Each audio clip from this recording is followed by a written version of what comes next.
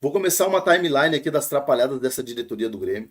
E a gente, no início de tudo, lá, quando tudo começou, a gente levou, né, algumas coisas de como normalidade, mas que culminou agora nesses últimos tempos, né, num apanhado de trapalhadas, né? E a primeira delas, que a gente falou muito na época, foi a forma como foi conduzido esse caso do Adriel, né? Eles tiraram o Adriel de um jogo, no dia do jogo, né? O Adriel foi afastado e eu não tô falando aqui quem tá certo e quem tá errado, né? Não é uma discussão Perdemos o sobre quem jogo, tá né? certo e quem tá errado. E perdemos o É só jogo. questão de condução. É, condução. Eu acho que até no fim das contas o Grêmio estava certo, mas conduziu de forma errada a situação, expôs, né, uma situação de forma errada, e aí começou. E aí, para os adoradores do Calef, o Calef fazia parte dessa diretoria na época. Né? Então não tem ninguém isento aí nessa história. Né?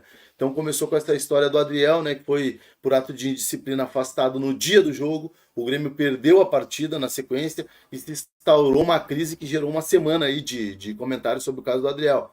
Depois vocês vão lembrar aí que teve a questão do jogador fazer um pedido de desculpas, um vídeo que não serviu para nada, só enterrou mais a situação dele dentro do Grêmio. E o caminho do Adriel foi esse, né? Deixou o Grêmio, né, já com essa questão aí desse ato de indisciplina. Depois, seguindo aqui, ó, vamos trazer aqui mais um fato, né? Soares rompe silêncio após o fim do impasse com o Grêmio e confirma que fica só até o final do ano. Aí já trazendo, né, para a situação dessa diretoria do Grêmio aí, né, que teve aquela questão toda da briga com o Soares, né, que dizem que até quase rolou vias de fato dentro do vestiário do Grêmio, do Soares com um diretor do Grêmio, com um dirigente, ou até mesmo o Guerra, né? Que quase o Soares saiu às vezes de fato, porque tinha aquela questão do Soares, da proposta da Inter Miami. O Renato falava muito da tal novela mexicana que estava se estendendo. O Renato falou muitas vezes que um dia ele iria falar, né, sobre isso, né? Se um dia, depois que tudo isso passar, eu vou poder contar tudo que aconteceu aqui nos bastidores. E vale lembrar para quem fala do Renato e diz que o Grêmio só foi bem naquele ano por causa do Soares, que o Renato, se não fosse o Renato se meter nessa situação, o Soares tinha vazado do Grêmio no meio do ano.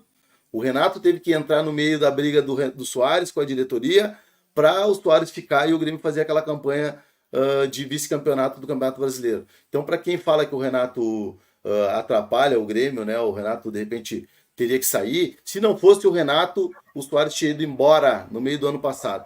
Né? O Renato foi lá e salvou o Grêmio e o Soares Só uma permaneceu. pincelada, então, aqui, ó.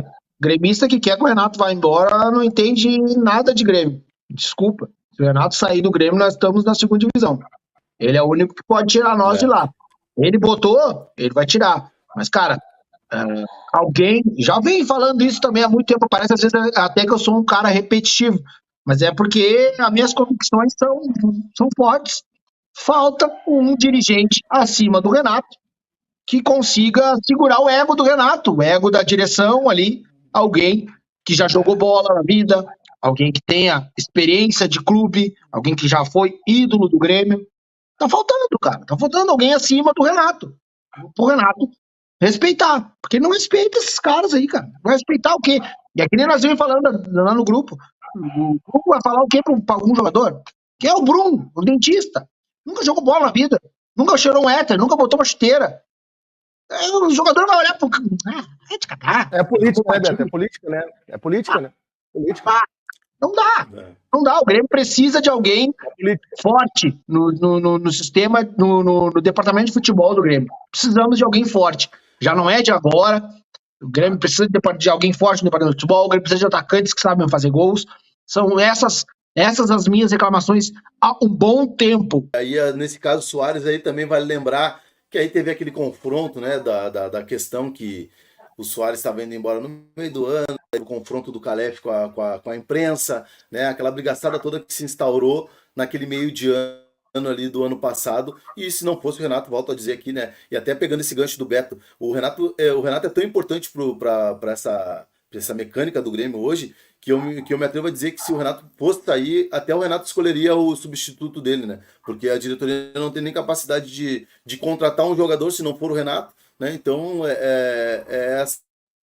essas coisas que vão acontecendo, que a gente vai acompanhando aqui. Então, eu estou fazendo aqui uma timeline dos fatos, né? Das trapalhadas desta diretoria do Grêmio aí. E agora aqui, ó, o Grêmio comunicou em nota oficial, depois na sequência, né, dos fatos, o Grêmio comunicou a nota oficial a saída do vice-presidente de futebol, Paulo Calef, no fim na noite de quarta-feira. O dirigente deixa a pasta com cerca de 7 meses de trabalho. Antônio Brum será o substituto na vaga. Dia 28 de junho do ano passado, começava a saga de Antônio Brum como vice-presidente de futebol do Grêmio, né? Onde ele encararia, naquela época, uma janela de meio do ano. O Brum ficou responsável por contratar no meio do ano, né? Já sabendo que o Soares ficaria até o final do ano, e aí começa a saga do Brum no lugar do Caleb. Rodrigo Eli, Bessosi, Lua, JP Galvão, tem mais um. Bessosi... Botei todos eles aqui, ó. Nada deu aí, certo. JP Galvão. Bessosi, Iturbe, Bessosi, JP Galvão, Luan, e tem mais um, que eu estou esquecendo, são 5 que eu tinha na minha cabeça. E, cara, nenhum deu certo. Eu não botei o Luan, eu esqueci do Luan, mas Esqueceu botei aqui, ó, o Eli e o mais emblemático de todos. Esqueci do Rei, mas o mais emblemático de todos foi o Kaique, né? O Kaique que foi contratado pelo Direct, né? Pelo Direct do... Aí começa a saga do Antônio Brum como vice-presidente de futebol do Grêmio. O cara não contratou bem no meio do ano, e aí, contrariando todas as lógicas, né, que o Grêmio tem um software que pesquisa jogador e é conhecedor de futebol, ele contrata... O Kaique não tem culpa disso, tá? O Kaique não tem culpa, o Kaique é um bom goleiro, não tem culpa de nada. Mas tu contratar um jogador que te manda um direct, né, te manda uma mensagem no Instagram, é no mínimo falta, né, de conhecimento do futebol, pesquisar outros goleiros, né? Ele não chegou a pesquisar outros goleiros. O primeiro que se atirou foi contratado pelo Grêmio, né? E aí o Kaique tá no direito dele, né? Não tem nada a ver com isso, né? Só que aí vocês veem o nível de contratação que o Brum fez na janela do meio do ano passado, né? Então, só trazendo aqui os fatos na ordem. Até esqueci do Luan, né? O Beto lembrou do Luan aqui, eu esqueci que o Luan também foi contratado nessa janela. E também outro jogador. O Luan foi tão relevante que a gente até esquece. A gente até esquece, né? E aí acabei até esquecendo do Luan. Aqui, ó, seguindo aqui adiante aqui também, ó. Grêmio corre para... Aí já é esse ano, né? Aí termina o ano, o Grêmio vice-campeão, tal, esse ano. Janelinha entre os estaduais. Grêmio corre para contratar Edenilson e zagueiros até sexta. Imaginem vocês, a janela abre dia 10 agora.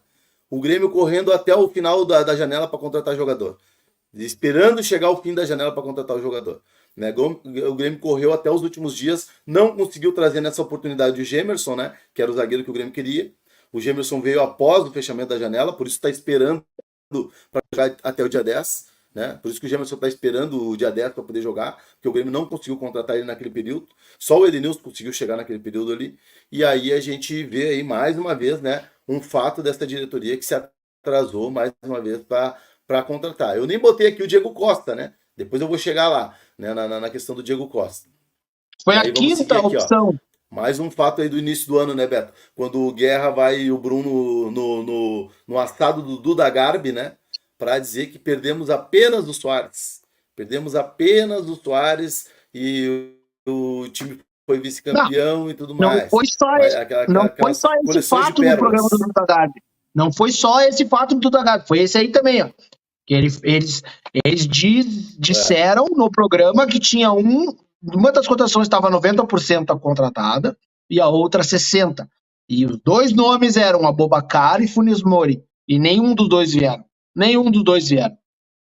Daí, depois o Grêmio tentou mais um monte de jogador e o Diego Costa, que era a quarta ou até a quinta opção, veio. O Diego Costa deu certo, beleza, mas, cara, a gente esperava bem mais do que o Diego Costa. Esperava o centroavante na ponta dos cascos. O Diego Costa veio para se recuperar no Grêmio. Se recuperou, ok. Mas será que o Diego Costa é o suficiente? A gente não sabe, porque o resto do time do Grêmio tá fraco. Então o Diego Costa acaba até aparecendo mais, porque o time do Grêmio tá ruim. Eu sou Júnior Pico aqui, agradeço a vocês todos, se inscrevam no canal, ativem as notificações e venham ser membro do nosso canal aí para concorrer a uma camisa tricolor oficial do Grêmio no dia 30 de julho. Tamo junto, é o Grêmio.